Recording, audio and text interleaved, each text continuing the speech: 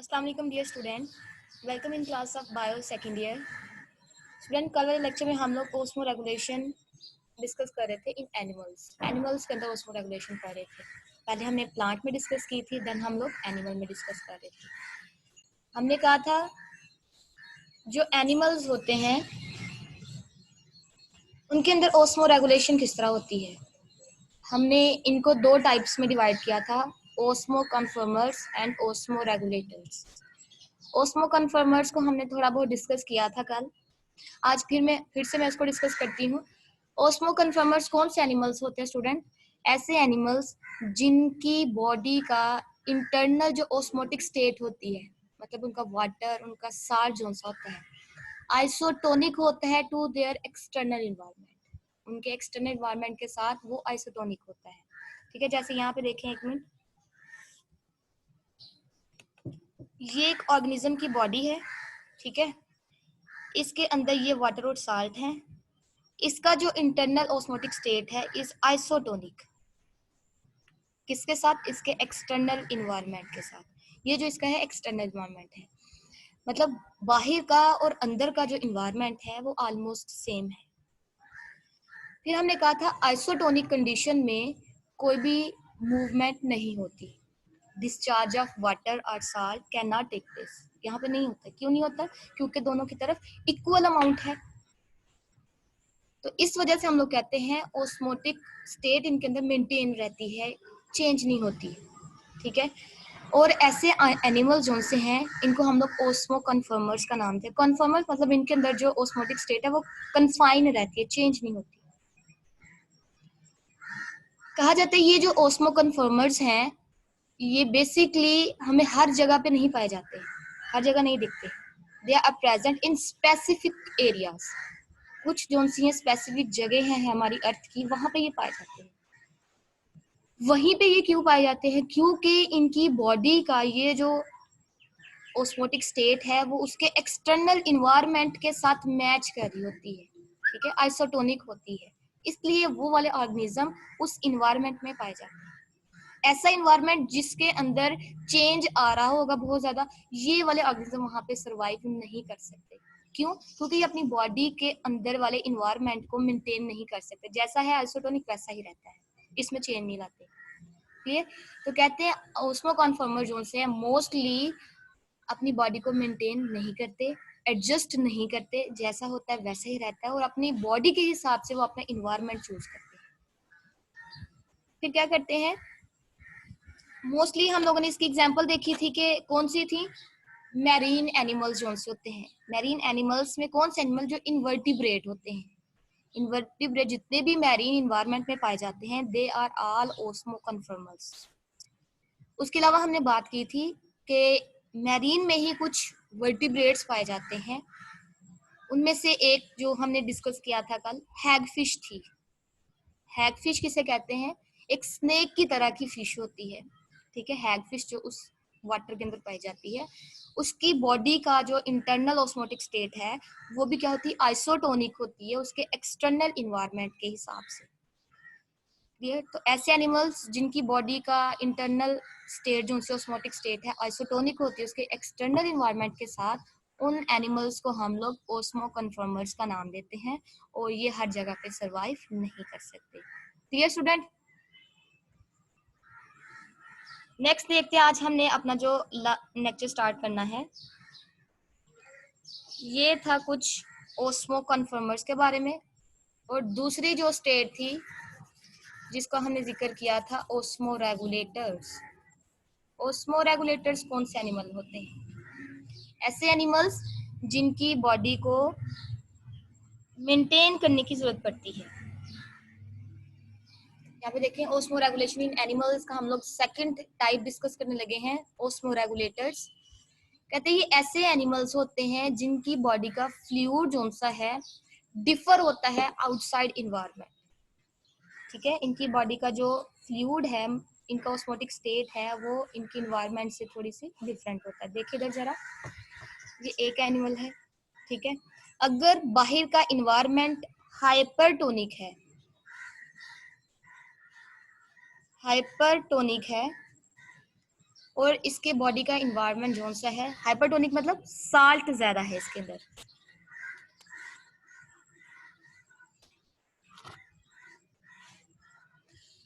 Hypertonic environment है इसका बाहर का, ठीक है। तो वो क्या करेंगे, बाहर साल्ट ज्यादा है तो फिर क्या होगा, साल्ट अंदर आता जाएगा, उसके यहाँ पे सेल के अंदर आएगा। और एक टाइम ऐसा भी आता है जब साल्ट लिमिट से ज्यादा हो जाता है, फिर वो बाहर मूव करना शुरू कर देता है, ठीक है। बाहर का और इसके अंदर का जो इन्वायरमेंट है वो चेंज होता है, इसका फ्लूइड जो अंदर का है वो चेंज होता है। अगर हम लोग हाइपोटोनिक की बात करें, ठीक है, हाइपोटोनिक मतलब जहां पे बाहर वाली साइड पे वाटर ज्यादा होगा, वाटर फिर अंदर मूव करेगा, ठीक है। यहाँ पे चेंज आया था ना, यहाँ का इन्वायरमेंट चेंज है और इसके अंदर का इन्वायरमेंट चेंज है, यही बात कर रहे हैं कि ऐसे एनिमल्स जिनकी बॉडी का इंटरनल फ्लूइड जोन सा है उसकी कंसंट्रेशन चेंज होती है उसके बाहर के फ्लूइड से या बाहर के इन्वायरमेंट से, तो उन एनिमल्स को क्या करने की जरूरत पड़ती है, अकॉर्डिंग टू द इन्वायरमेंट अपनी बॉडी को थोड़ा सा चेंज करते हैं, अपनी बॉडी के अंदर थोड़ा सा चेंज लाते हैं। जैसे हमने कहा था अगर पानी बॉडी के अंदर ज्यादा आ जाए तो वो उसको मेंटेन करने के लिए अपनी बॉडी के जो सारे सिस्टम्स उस एक्स्ट्रा वाटर को बाहर निकाल देता है, ठीक है। अगर इसके अंदर ज्यादा पानी आ जाए तो इसको चेंज करने की जरूरत पड़ती है अपने इंटरनल इन्वायरमेंट को, तो फिर ये वाटर को, एक्स्ट्रा वाटर को बाहर निकाल देता है, क्लियर। तो ये बात की गई है, ऐसे एनिमल्स होते हैं जिनका इंटरनल फ्लूइड कंसंट्रेशन जो सा है वो डिफर होता है टू आउटसाइड इन्वायरमेंट, बाहर की निस्बत को थोड़ा सा चेंज होता है। दे रिक्वायर टू एडजस्ट, उनको जरूरत पड़ती है कि वो अपने इंटरनल ऑस्मोटिक स्टेट को एडजस्ट करें, मतलब उसको मेंटेन करें। अगर ज्यादा हो रहा है तो उसको कम करें, अगर कम हो रहा है बॉडी का टेम्परेचर जो सा वाटर वगैरह साल्ट कंसंट्रेशन तो उसको दोबारा से इंक्रीज करें, एक मिनिमम या मैक्सिमम लेवल तक उसको लेके आए, जो हमने होम्योस्टेसिस में डिस्कस किया था। तो कहते हैं इन ऑस्मो रेगुलेटर्स को क्या करने की जरूरत पड़ती है, बॉडी को रेगुलेट करने की जरूरत पड़ती है, रिक्वायर जरूरत पड़ती है एडजस्ट करने की एक्टिवली। एक्टिवली मुराद यहाँ पे with the help of energy. अब देखिए यहाँ पे जरा, बाहर से हाई कंसंट्रेशन से वाटर मूव कर रहा था बॉडी की तरफ, ठीक है, हाई से लो की तरफ आ रहा था, लेकिन सेल को जितना चाहिए तो उसने उतना रख लिया, एक्स्ट्रा को बाहर निकालना शुरू हो गया। फिर से कहाँ पे वाटर जाना शुरू हो गया है, हाई कंसंट्रेशन की तरफ, ठीक है।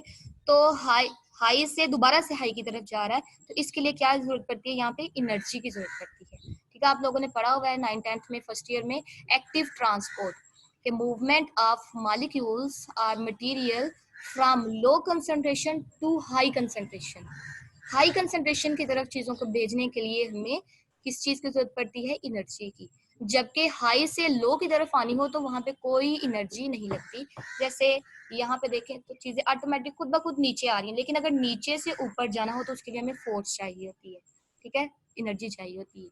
तो यही बात कर रहे हैं, क्योंकि सेल के अंदर वाटर जो सा बाहर की निस्बत थोड़ा सा कम होता है, तो क्या करते हैं, लेकिन सेल को उसकी रिक्वायरमेंट के मुताबिक उसको वाटर मिल जाता है, उसकी रिक्वायरमेंट से ज्यादा होना शुरू हो जाता है, फिर वो क्या करता है, अपने आप को बचाने के लिए अपना एक्स्ट्रा वाटर बाहर एक्स्ट्रा सेलुलर इन्वायरमेंट में वो भेजना शुरू कर देता है, ठीक है, एक्स्ट्रा जो से इंटरनल एक्सटर्नल इन्वायरमेंट में भेजना शुरू कर देता है। तो लेकिन वो देखिए मूवमेंट हाई की ही तरफ हो, और इसलिए वहां पे हमने वर्ड यूज किया एक्टिव ट्रांसपोर्ट के जरिए होती है। एक्टिवली मतलब एक्टिव ट्रांसपोर्ट, एनर्जी को यूज करके हम लोग इस चीज को आगे भेजते हैं।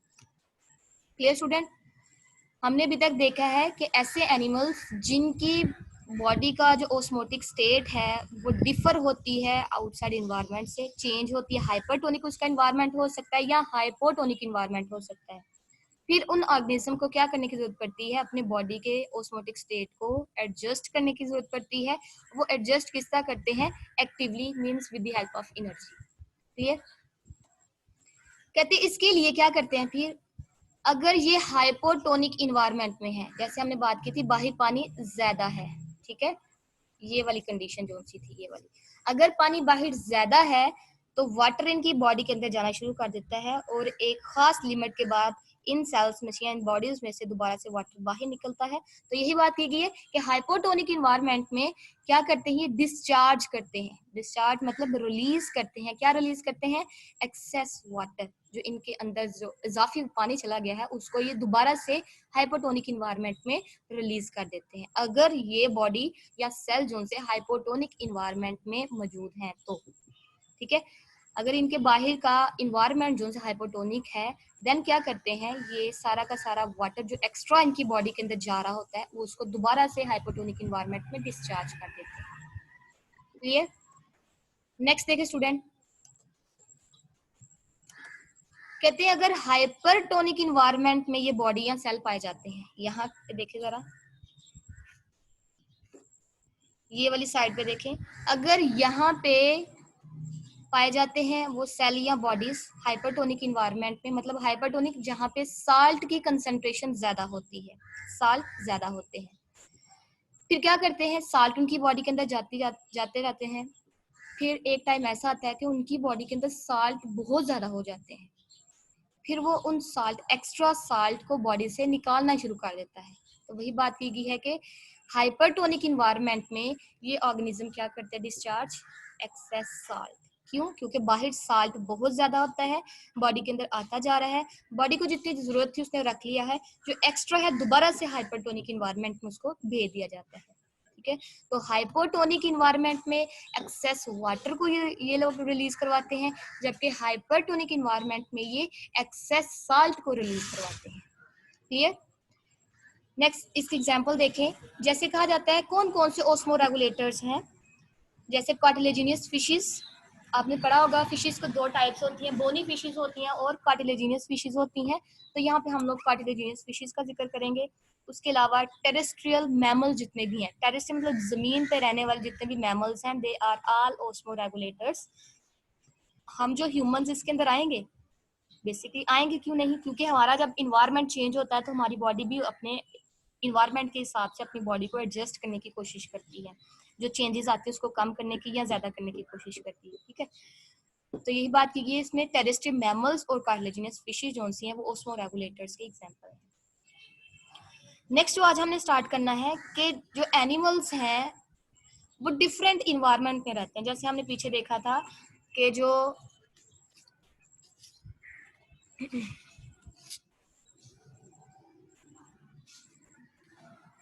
जो एनिमल्स होते हैं, जैसे प्लांट देखे थे हमने, डिफरेंट हैबिटाट्स में रहते थे, डिफरेंट प्लेसेस में रहते थे। ठीक है, मतलब पानी ज्यादा है कम है या इस तरह डिफरेंट जोन से इन्वायरमेंट में रहते थे। इसी तरह जो एनिमल्स होते हैं वो भी डिफरेंट इन्वायरमेंट में रहते हैं। तो osmo regulation in animals in different environments, different environment में जो एनिमल्स रहते हैं वो कौन कौन से हैं और उनके अंदर कौन कौन सी अडेप्टेशंस आती हैं और उनको कौन सी प्रॉब्लम को फेस करना पड़ता है, फिर वो अपनी बॉडी के अंदर वो चेंज उसके हिसाब से लाते हैं, वो आज हम लोग डिस्कस करते हैं। सबसे पहले कहते हैं जो एनिमल्स हैं वो दो टाइप के इन्वायरमेंट में रहते हैं, या तो पानी में पाए जाते हैं या फिर वो जमीन पर पाए जाते हैं। तो जो एनिमल्स पानी में रहते हैं उनको हम लोग एक्वेटिक इन्वायरमेंट का नाम देते हैं, जो इन्वायरमेंट उनका होता है एक्वेटिक इन्वायरमेंट में रहते हैं। और आपको पता है एक्वेटिक इन्वायरमेंट जो है वो दो टाइप का होता है, मैरीन इन्वायरमेंट होता है या फिर फ्रेश वाटर इन्वायरमेंट होता है। तो मैरीन को भी हम लोग डिस्कस करेंगे और फ्रेश वाटर को भी। दूसरा जो से इनका इन्वायरमेंट है एनिमल्स का वो टेरेस्ट्रियल इन्वायरमेंट होता है। ठीक है, पानी में ही रहते हैं या जमीन पे रहते हैं। क्लियर? नेक्स्ट देखिए, आज हम लोग डिस्कस करते हैं मैरीन इन्वायरमेंट। मैरीन इन्वायरमेंट किसे कहते हैं? ऐसा इन्वायरमेंट जहाँ पे साल्ट की concentration outside of the body ज्यादा होती है, तो हम लोग इसको फिर क्या कहते हैं? It is a hypertonic environment. Hyper हमने अभी बात की है कौन से होते हैं, जहाँ पे साल्ट जोन से हैं वो ज्यादा पाए जाते हैं। ठीक है, तो हम लोग यहाँ पे मेंशन कर देते हैं it is a hypertonic environment. ठीक है, हाइपरटोनिक इन्वायरमेंट इनका होता है बॉडी से बाहर की बात करें तो। कहते हैं मैरीन इन्वायरमेंट में ओस्मो कन्फर्मर्स भी पाए जाते हैं और ओस्मो रेगुलेटर, दोनों टाइप के एनिमल्स मैरीन इन्वायरमेंट में पाए जाते हैं। तो जो ओस्मो कन्फर्मर है मोस्टली हमने पीछे बात की है मैरीन इनवर्टिब्रेट जो से वो होते हैं, इनवर्टिब्रेट जितने भी हैं वो ओस्मो कन्फर्मर्स होते हैं। जबकि दूसरी तरफ बात करें तो वर्टिब्रेट्स में हैग फिश, हैग फिश आपको बताया स्नेक लाइक होती है। ये आपको ये डायग्राम यहाँ पे नजर आ रही है, ये वाली, ठीक है। तो ये जो डायग्राम है ये है हैग फिश की।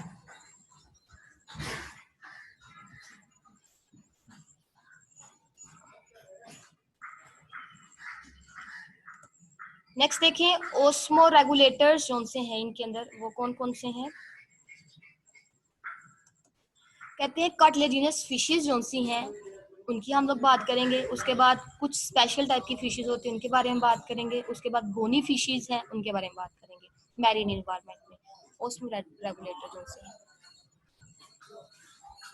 तो कहते हैं कार्टिलेजिनस फिशेस जो सी हैं क्योंकि वो हाइपरटोनिक एनवायरनमेंट में रहती हैं। जैसे यहाँ पे देखें तो एक फिश है जो कि हाइपरटोनिक एनवायरनमेंट में रहती है।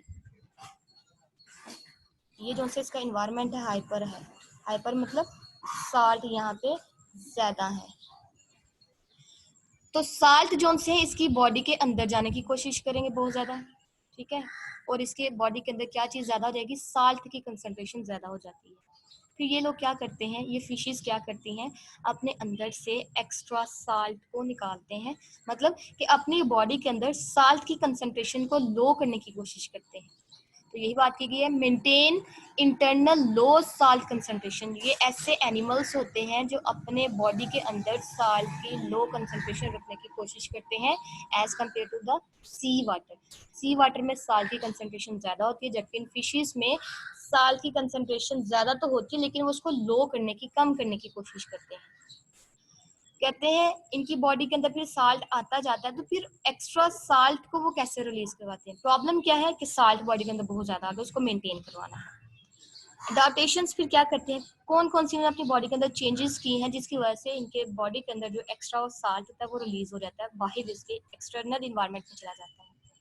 सबसे पहले किडनी है। कहते हैं किडनी इनकी जोन सी होती है, आपको पता है वो एक्सक्रीशन में मदद देती है। मोस्टली ये किडनी का बहुत ज्यादा इंपॉर्टेंट रोल है यहाँ पे। क्या करते हैं, ये एक्सक्रीट करते हैं साल्ट, यूरिन प्रोड्यूस करते हैं, ठीक है।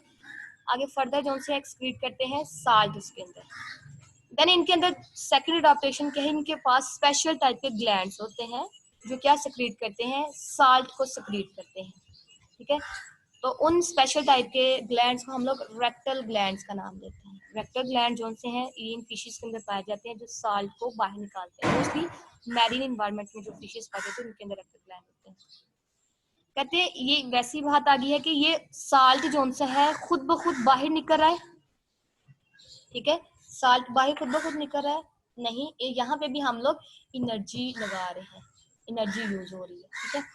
तो एक्टिवली इनको साल्ट को ट्रांसपोर्ट किया जा रहा है। एक्टिव ट्रांसपोर्ट आपको पता है ओस्मोटिक ग्रेडियंट से ऑपोजिट होती है, मतलब पैसिव ट्रांसपोर्टेशन के ऑपोजिट होती है बिल्कुल। तो ये बात की गई है कि यहाँ पे भी एक्स्ट्रा जो साल्ट होता है उसको रिमूव करवाने के लिए हम लोग एनर्जी यूज करते हैं और फिर इस तरह जो एक्स्ट्रा साल्ट होता है वो बॉडी से बाहर रिमूव कर जाता है। ऑस्मोटिक कंसंट्रेशन मतलब पानी के ऑपोजिट। कहते हैं मैरीन फिशेज जोन सी हैं। अब देखिए अगर यहाँ पे तो बाहर हाइपरटोनिक इन्वायरमेंट है तो हम लोग कह सकते हैं इनकी बॉडी का हाइपोटोनिक इन्वायरमेंट हो सकता है। हाइपोटोनिक मतलब साल्ट कम है, हाइपरटोनिक इन्वायरमेंट है। तो फिर ये क्या करते हैं, कहते हैं इनकी बॉडी का जो सा इन्वायरमेंट है वो तो हाइपोटोनिक होना चाहिए, लेकिन कुछ फिशेस ऐसी हैं मैरीन इन्वायरमेंट में जो बहुत स्पेशल टाइप की फिशेस होती हैं, उसके अंदर स्पेशल अडॉप्टेशन होती है। जैसे शार्क वगैरह है, शार्क एक फिश है, ठीक है, मैरीन इन्वायरमेंट की। कहते हैं उन फिशेस के अंदर यूरिया को रिटेन किया जाता है, यूरिया कंसंट्रेशन जो सी है वहां पे पाई जाती है, बहुत मैक्सिमम अमाउंट में पाई जाती है, ठीक है। तो कहते हैं इन फिशेस के अंदर यूरिया पाया जाता है। यूरिया तो हमारे लिए टॉक्सिक होता है, तो इनकी बॉडी के अंदर यूरिया क्यों है, वो इसकी एक बेसिक रीजन यहाँ पे बताई गई है।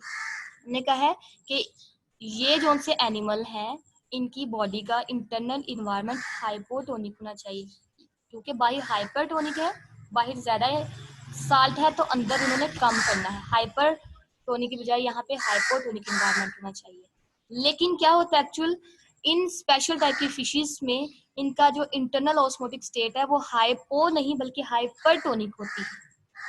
अब इनकी इंटरनल जो स्टेट है वो क्यों हाइपरटोनिक है? क्योंकि इनके अंदर यूरिया पाया जाता है। देखें यहाँ पे यूरिया पाया जाता है, यूरिया जो उनसे टॉक्सिक होता है और इंटरनल इन्वायरमेंट को हाइपरटोनिक बनाने की कोशिश करता है। ठीक है, तो यही बात की गई है कि some fishes have relatively urea retaining low concentration. कुछ स्पीशीज ऐसी हैं स्पेशल टाइप की जिनके अंदर यूरिया की कंसेंट्रेशन को रिटेन किया जाता है। वो क्यों रिटेन किया जाता है? ताकि इनका जो इन्वायरमेंट है उसको भी हाइपरटोनिक ही रहने दिया जाए। जब हाइपरटोनिक होगा तो ये भी हाइपरटोनिक है, ठीक है, ये वाला इन्वायरमेंट भी हाइपरटोनिक हो जाएगा, ये वाला इन्वायरमेंट भी हाइपरटोनिक हो जाएगा, तो दोनों आइसोटोनिक हो गए हैं, सेम हो गए हैं, तो फिर ना साल्ट इधर मूव करेगा और ना उधर मूव करेगा। तो जब इनकी कंसंट्रेशन मेंटेन होनी शुरू रहती है, आपको पता है साल्ट जोन से हैं हाइपर से हाइपो की तरफ मूव करते हैं, लेकिन हाइपर दोनों साइड पे तो साल्ट फिर मूव नहीं करेगा। Clear student? तो इसीलिए यहाँ पे क्यों यहाँ पे किया गया इनकी बॉडी का जो इंटरनल इन्वायरमेंट है उसको क्यों हाइपरटोनिक किया गया है, ताकि दोनों इन्वायरमेंट को सेम किया जाए और साल्ट की कंसंट्रेशन को बॉडी के अंदर आने से रोका जाए। ठीक है, आइसोटोनिक दोनों को बनाया जाए, और जब आइसोटोनिक हो जाते हैं तो दोनों साइड पे मूवमेंट नहीं होती। तो हाइपोटोनिक हाइपरटोनिक की तरफ नहीं मूव करता, हाइपरटोनिक जो से हाइपो की तरफ मूव करता है, साल्ट कम से ज्यादा की तरफ मूव करता है। लेकिन अगर दोनों के अंदर ज्यादा है तो फिर वहां पे कोई भी मूवमेंट नहीं होती। इसलिए ये एनिमल जो से हैं, फिशेज जो से स्पेशल टाइप की शार्क वगैरह, ये अपनी बॉडी के अंदर यूरिया को रिटेन करते हैं, अपनी बॉडी के अंदर मेंटेन करते हैं। क्लियर? नेक्स्ट देखें, but render internal body fluid hypertonic by retaining urea in adequate amount. लेकिन ये वही बात आ गई कि ये एनिमल जो से अपनी बॉडी के अंदर हाइपरटोनिक इन्वायरमेंट क्रिएट करते हैं, किसकी वजह से? यूरिया की वजह से। क्लियर? कहते हैं अगर इनकी बॉडी के अंदर यूरिया ज्यादा हो रहा है या इनकी अमाउंट इसके अंदर प्रेजेंट, हम लोग क्या करते हैं, अगर यूरिया ज्यादा हो जाए हमारी बॉडी के अंदर या थोड़ा सा प्रोड्यूस, हम लोग उसको एक्सक्रीट करवा देते हैं। क्यों? क्योंकि यूरिया जो से टॉक्सिक होता है, इसकी वजह से बॉडी को नुकसान होता है। लेकिन ये एनिमल्स उसको रिलीज नहीं करवा रहे, क्यों? क्योंकि उन्होंने अपनी बॉडी के अंदर का एनवायरनमेंट हाइपरटोनिक बनाना है। तो यूरिया बॉडी के अंदर मौजूद है तो फिर क्या होगा, इसकी वजह से उसके जो बाकी टिश्यूज वगैरह हैं, बॉडी के पार्ट्स हैं, उनको नुकसान होने का भी खतरा होता है, उस पर इफेक्ट हो सकता है।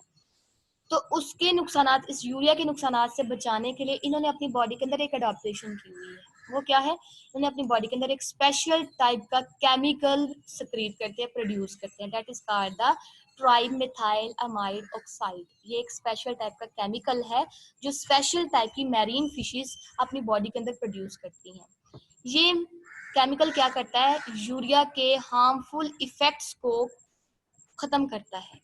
यूरिया के जो हार्मफुल कंसंट्रेशन की वजह से जो नुकसानात हो रहे थे उन फिशेस के अंदर, उन नुकसानात को कम करता है। तो उन these fishes retain another chemical method called trimethyl oxide for protection against urea. Urea से प्रोटेक्ट करने के लिए अपनी बॉडी को वो ट्राइमेथाइल ऑक्साइड जो से हैं, अमाइड ऑक्साइड जो से वो रिलीज करते हैं। क्लियर? तो इन्होंने अडेप्टेशन की, एक तो यूरिया को अपनी बॉडी के अंदर मेंटेन कर रहे हैं, दूसरा उसके इफेक्ट्स को कम करने के लिए ट्राइमेथाइल अमाइड ऑक्साइड अपनी बॉडी के अंदर रिलीज करवाते हैं। Clear student? पिछली स्लाइड पे जरा आए, यहाँ पे देखें, ये फिश एक दिखाई गई है जो कि मैरीन इन्वायरमेंट में है। ये क्या करती है? पानी को ड्रिंक करती है। क्यों? क्योंकि जब इसके अंदर से साल्ट निकल रहा होता है तो उसके साथ साथ ही इनकी बॉडी के अंदर से वाटर भी निकलता है। तो चूंकि एक्सटर्नल इन्वायरमेंट में पानी पहले बहुत कम है, साल्ट बहुत ज़्यादा है, तो ये एनिमल्स क्या करते हैं, साल्ट को तो बाहर निकालते हैं लेकिन पानी को अपनी बॉडी के अंदर मेंटेन करने की कोशिश करते हैं। तो मेंटेन कब होगा?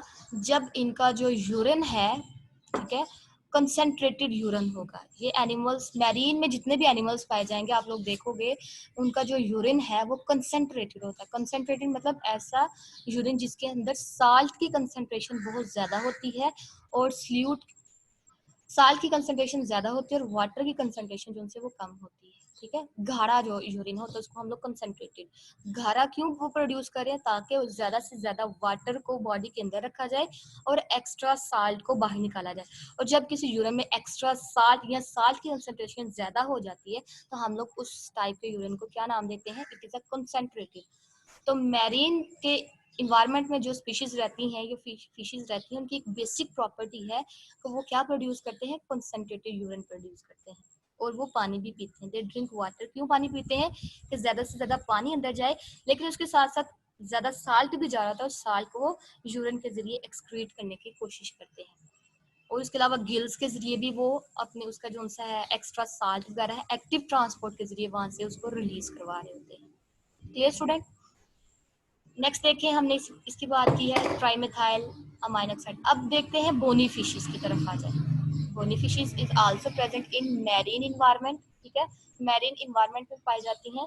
कहते हैं बोनी फिशेस जो उनसे पहले फ्रेश वाटर में पाई जाती थी, लेकिन ये डिसेंडेंट ऑफ फ्रेश वाटर, मतलब पहले वो फ्रेश वाटर में पाई जाती है, लेकिन लेटर ऑन बाद में ये मैरीन फिशेस बन गई। ठीक है, बाद में वो फ्रेश वाटर से वो मैरीन इन्वायरमेंट में मूव कर गई और वहां पे रहना मैंने शुरू कर दिया। बेसिकली वो कहाँ की रहने वाली थी स्टार्ट पे? वो फ्रेश वाटर की थी। कहते हैं इनको किस चीज की प्रॉब्लम को फेस करना पड़ता है? कौन सी प्रॉब्लम को फेस करना पड़ता है? हमने भी बात की है, क्योंकि इनका बाहर का इन्वायरमेंट बहुत ज्यादा हाइपरटोनिक होता है।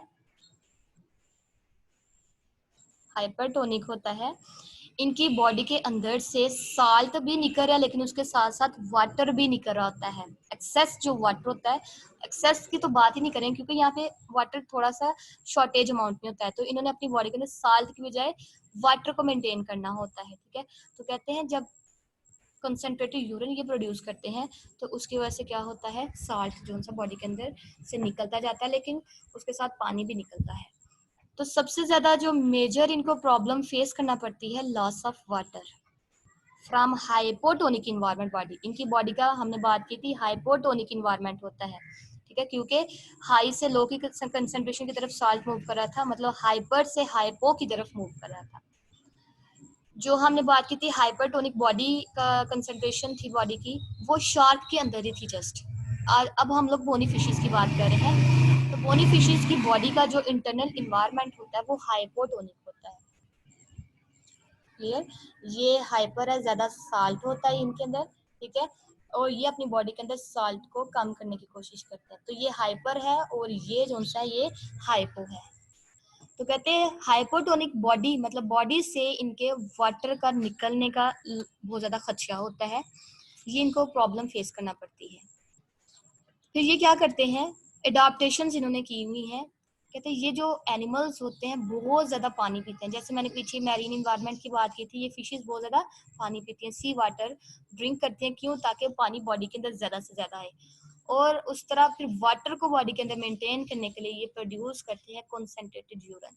क्या प्रोड्यूस करते हैं? कंसंट्रेटेड यूरिन, कि उसके अंदर साल्ट ज्यादा है लेकिन पानी बहुत ही कम अमाउंट में सक्रीट किया जा रहा है, तो इस तरह ये वाटर को अपनी बॉडी के अंदर मेंटेन करने की कोशिश करते हैं। एक्सक्रीशन जो सी हो रही है उसमें मिनिमम जो सी है वाटर लॉस होता है, मैक्सिमम साल्ट होते हैं। यूरिन के अंदर ज्यादा साल्ट होते हैं, और जो मिनिमम या कम जोन से है वो वाटर पाए जाते हैं। क्लियर? तो कहते हैं ये जो इनकी एक्सक्रीशन होती है कंसंट्रेटेड यूरिन की फॉर्म में, उसके अंदर साल्ट ज्यादा होते हैं और जो वाटर है वो कम पाया जाता है। ये थी बोनी फिशेस के बारे में। ठीक है, देखें जरा पीछे वाली स्लाइड्स में चलें। ये देखें यहाँ पे osmoregulation in bony fishes का जिक्र किया गया है। ठीक है, बोनी फिशेस के अंदर ओस्मो रेगुलेशन कैसे होती है। ये क्या करे, गेन ऑफ वाटर, वाटर बहुत ज्यादा पीते हैं। फूड भी जो सा ले रहे हैं वो फूड प्रेफर करते हैं जिसके अंदर साल्ट की कंसंट्रेशन कम हो और वाटर ज्यादा हो। उसके साथ साथ पानी भी पीते हैं। Excretion of salt through gills, gills के जरिए, एक्टिव ट्रांसपोर्ट के जरिए गिल्स से वो क्या करते हैं, साल्ट को रिलीज करवाते हैं। उसके अलावा जो इनका किडनी से यूरिन होता है सक्रिएट, उसके अंदर साल्ट ज्यादा होता है और स्मॉल अमाउंट ऑफ वाटर होता है। क्लियर? तो मैरीन में जितने भी एनिमल्स रहते हैं, आप उनकी एक बेसिक प्रॉपर्टी कर लो कि वो अपने बॉडी के अंदर ओस्मो रेगुलेशन कैसे मेंटेन करते हैं, by producing urine that is very concentrated urine produce करके वो करते हैं। दूसरी अडॉप्टेशन, ये बहुत ज्यादा पानी पीते हैं। ठीक है, तीसरी अडॉप्टेशन, गिल के जरिए ये वाटर एक्स्ट्रा जोन से साल्ट एक्स्ट्रा जोन से इनकी बॉडी के अंदर उसको रिलीज करवाते रहते हैं। ठीक है, ये तीन बेसिक अडॉप्टेशन होती हैं मैरीन इन्वायरमेंट में रहने वाले ऑर्गेनिज्म के लिए। और अगर कोई पूछे कि शार्क में इसके अलावा कोई अडॉप्टेशन, तो आपने कहना वो ये यूरिया अपनी बॉडी के अंदर मेंटेन करता है, रिटेन करता है, और उस यूरिया की वजह से इनका हाइपरटोनिक इन्वायरमेंट हो जाता है और बाहर से साल्ट इसकी बॉडी के अंदर नहीं आते, और फिर ये यूरिया के इफेक्ट को कंट्रोल करने के लिए स्पेशल टाइप के tri methyl amide oxide hormone chemical produce करता है, जिसकी वजह से यूरिया का इफेक्ट बॉडी के ऊपर नहीं होता। क्लियर? तो जब जो अभी तक हमने पढ़ा ये इसकी समरी थी।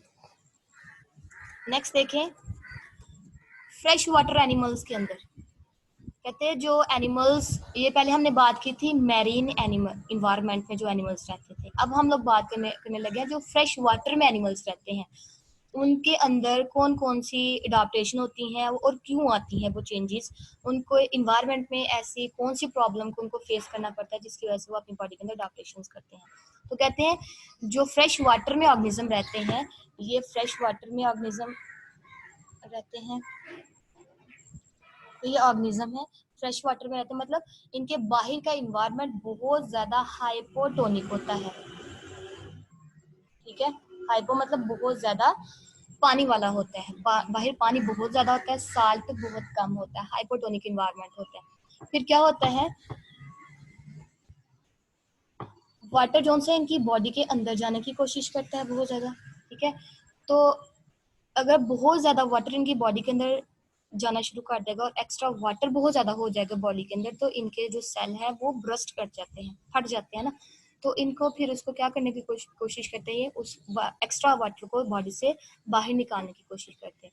तो यहाँ पे प्रॉब्लम क्या है कि कॉन्स्टेंटली इनकी बॉडी के अंदर वाटर आता जा रहा है, और इनको परेशानी क्या है, इसको प्रॉब्लम क्या है कि इन्होंने इस एक्स्ट्रा वाटर को अपनी बॉडी से निकालना, और जब ये वाटर को बाहर निकाल रहे होते हैं उस टाइम इनके बॉडी से साल्ट भी निकल जाते हैं, और चूंकि साल्ट बाहर बहुत कम है, अंदर थोड़े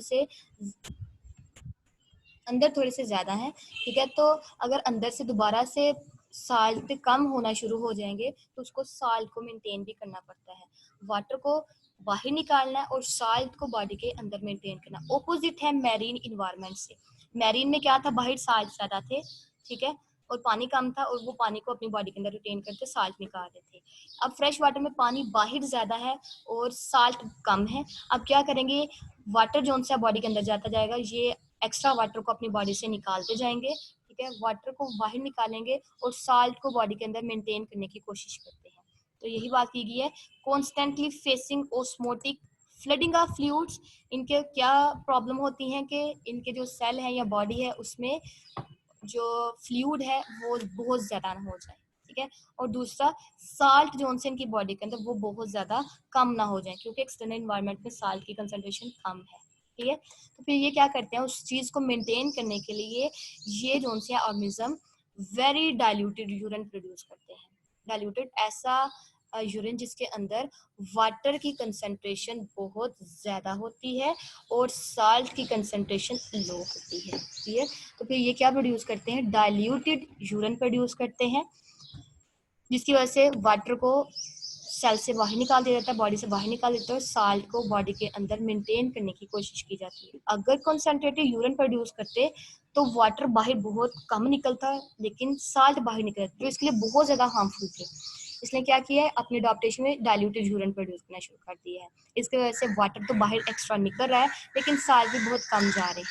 प्रॉब्लम हमने बताई है लॉस ऑफ साल्ट की, इसको होती है कि साल्ट बाहर निकल जाते हैं, इसलिए अडॉप्टेशन इन्होंने क्या की है, कॉन्ट्रैक्टाइल वैक्यूल भी।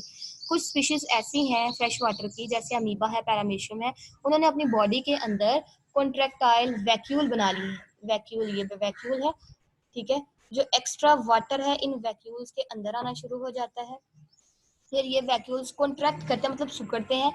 ये कैसे करते हैं, ये पहले जो एक्स्ट्रा वाटर है लेके फूल जाते हैं, और फिर ये आते हैं सेल मेम्ब्रेन के पास, और वहां पे आके फ्यूज होते हैं, कॉन्ट्रैक्ट करते हैं, और सारा पानी जो है बाहर निकाल देते हैं। ये कॉन्ट्रैक्टाइल वैक्यूल किसके अंदर है, अमीबा, पैरामीशियम वगैरह के अंदर, फ्रेश वाटर जो प्रोटोजोआ होते हैं उनके अंदर। उसके बाद है, ये मोस्टली प्रेफर करते हैं खाने को, वो खाना जो कि साल्ट जिसके अंदर बहुत ज्यादा होती है, क्योंकि इनके बॉडी के अंदर साल्ट कम हो रहा होता है, इसलिए ये साल्ट वाले फूड को खाना प्रेफर करते हैं और इस तरह साल्ट को मेंटेन करने की कोशिश करते हैं। उसके अलावा अपटेक ऑफ साल्ट अपने गिल्स के जरिए और अपनी स्किन के जरिए साल्ट को बाहर से अपनी बॉडी के अंदर लाने की कोशिश करते हैं। एक्टिव मतलब एनर्जी यूज करके बाहर से एक्सटर्नल इन्वायरमेंट से साल्ट को अंदर लाते हैं। ठीक है, तो जैसे यहाँ पे दिखाया गया है, ये देखें, gain of water and some ions of food, food ये बहुत ज्यादा लेते हैं। ये पानी बहुत कम पीते हैं क्योंकि बॉडी के अंदर पहले पानी बहुत ज्यादा जा रहा है, तो इसलिए ये पानी पीने से अवॉइड करते हैं। उसके अलावा गिल्स के जरिए ये सारा जो उनसे है इनके अंदर आ रहा है। ठीक है, और इसके अलावा देखें सरफेस स्किन के जरिए भी स्किन को वो उसको लाया जा रहा है साल्ट को अंदर। एक्सक्रीशन क्या करवाई जा रही है, large amount of water produce करवाया जा रहा है, और साथ साथ क्या किया जा रहा है, साल्ट को मेंटेन करने की कोशिश की जा रही है। ठीक है, ये था आज का